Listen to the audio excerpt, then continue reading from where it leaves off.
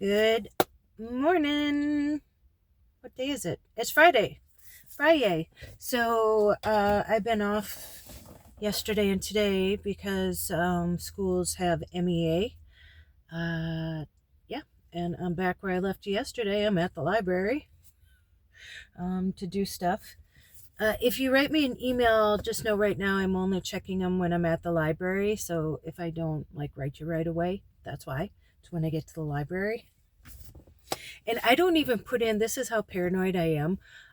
I have a library card, and you can access the computers there, and you can put in your library card number and get in, or they have like a little sheet of paper when you go into the library that you can sign in as a guest. And I don't even sign in as my own library card. I always take one of those and sign in as a guest. And before I start to continue my story, I do want to say I'm hearing from people, they're making comments about like something similar has happened to them. A woman said that she lost $17,000 and could never get it back, and because the bank ain't going to give it back to you, and that she was embarrassed. And I said, you do not need to feel embarrassed. They're called scams for a reason, and they're good at it. And then another woman said someone took out a student loan in her name with her maiden name, and like the credit bureau and stuff wouldn't take it off, and she had to get an attorney, so pay for an attorney. And she said they're at the point now where they're going to be going to court, and she's suing all of them because this is devastating for your life. Is if you want to buy a house or a car, it affects everything, and it's no fault of your own. And so I want to say something too, because there's a couple of people, and I'm sure me talking about this, listen, I am just telling the story. I told you I am not an IT person. And one person wrote yesterday, you don't explain it right or something. I'm paraphrasing. You should know your devices. That's how I hear how it's said in my head.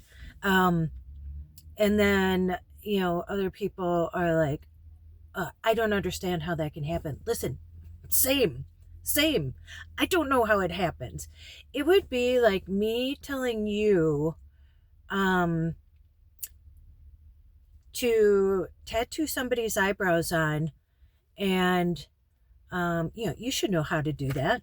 You should know how to measure them, and I make fine lines so they look like natural hairs. And I got to do two of them that look the same and do them on your face.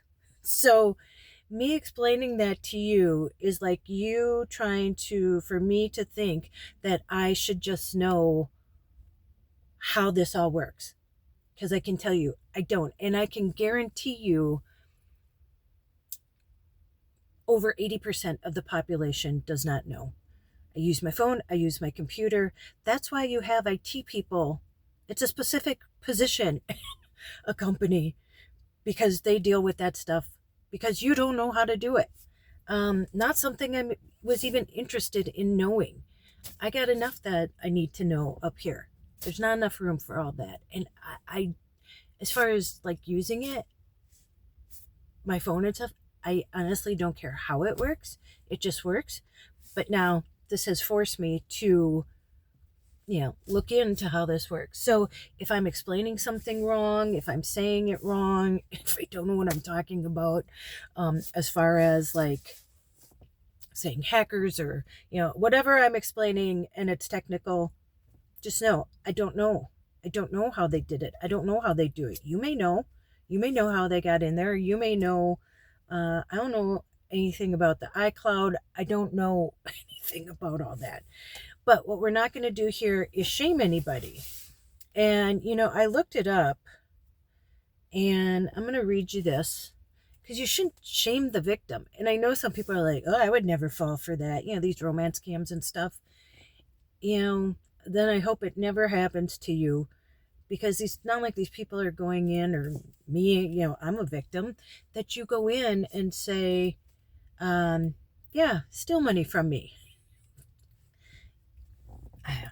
It's just crazy to me. But so I looked up why do people not report fraud, and came up and said people do not report fraud due to shame, embarrassment, and a belief that authorities won't take their case seriously. Hence my case. Nobody.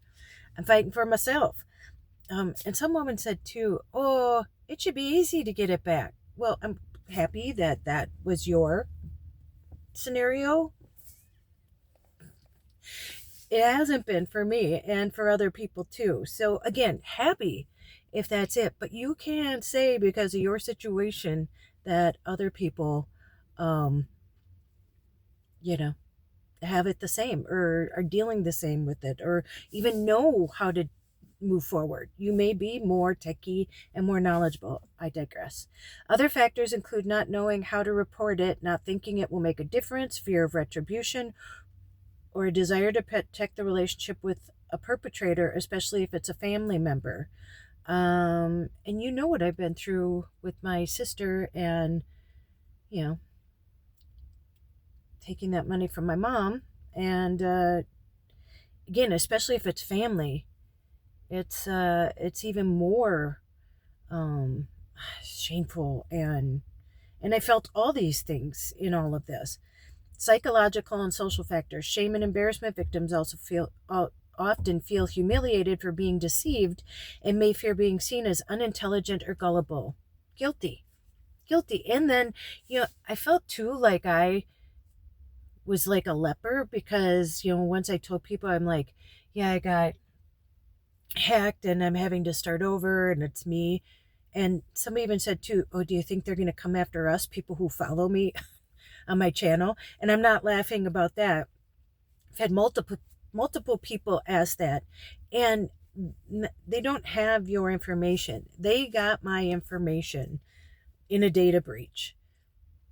They pick victims to do this to, or, again, hopefully I'll find out more when I start researching, how they even pick victims, because I don't know. Victim blaming, both internal self-blame and external blame from others, friends, family, or the public, can prevent reporting. And listen, I'm on a public platform.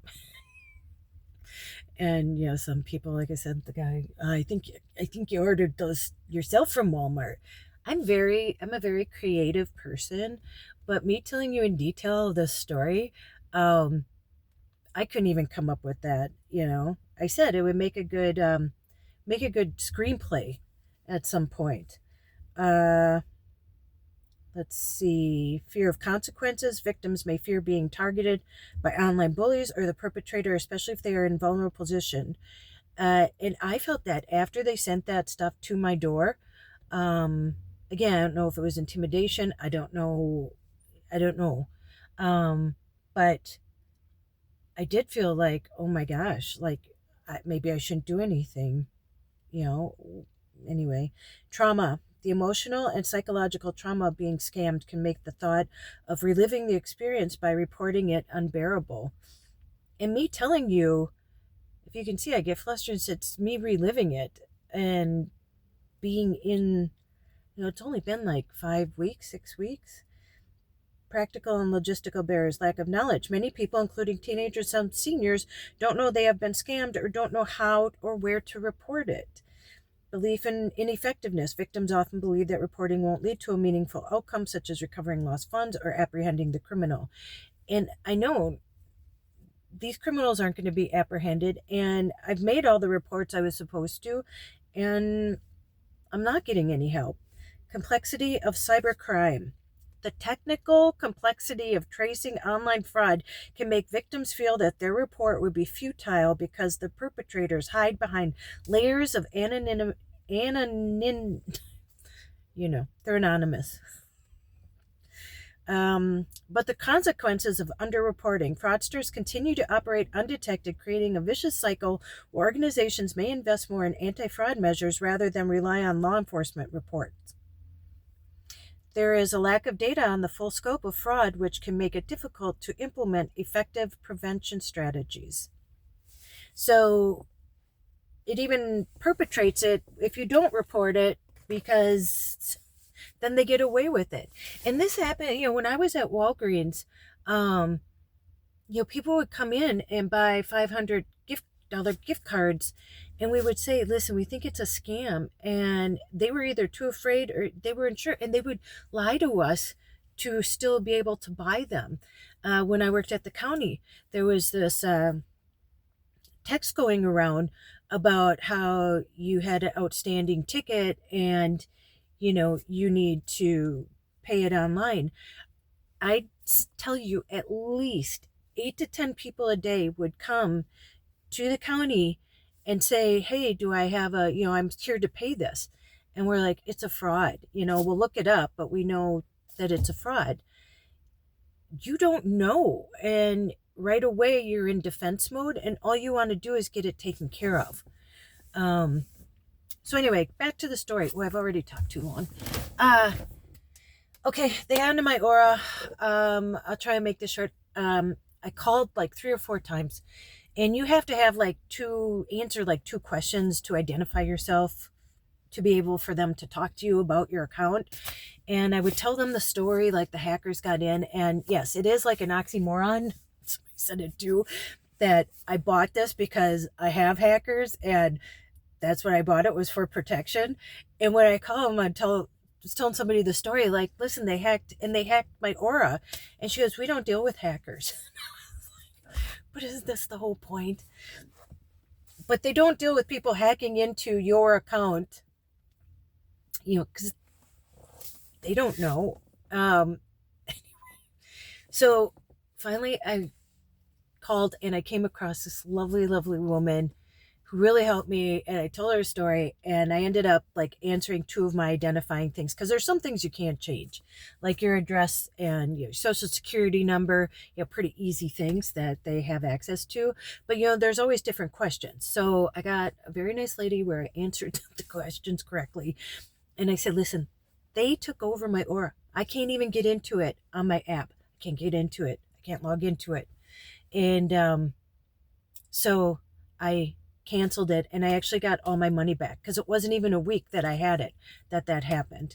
And then I started to get letters in the mail that they were trying to open bank accounts. I got one at US Bank. I've never banked at US Bank, and I physically, and none of these were able to be open. They were letters saying, you were denied opening an account. And so I went to US Bank, and I gave him the thing and said, this is not me. My identity's been stolen. He took a copy of it. He goes, okay, we'll make a note of it. One was from a place I never even heard of. It's in Minnesota. It's called Magnify. It's a credit union. And then there was another place too. And then I'll leave you with a cliffhanger. So I go to the post office, and I was afraid to go to the post office anymore, because I was like, oh no, something else is going to come. And it did.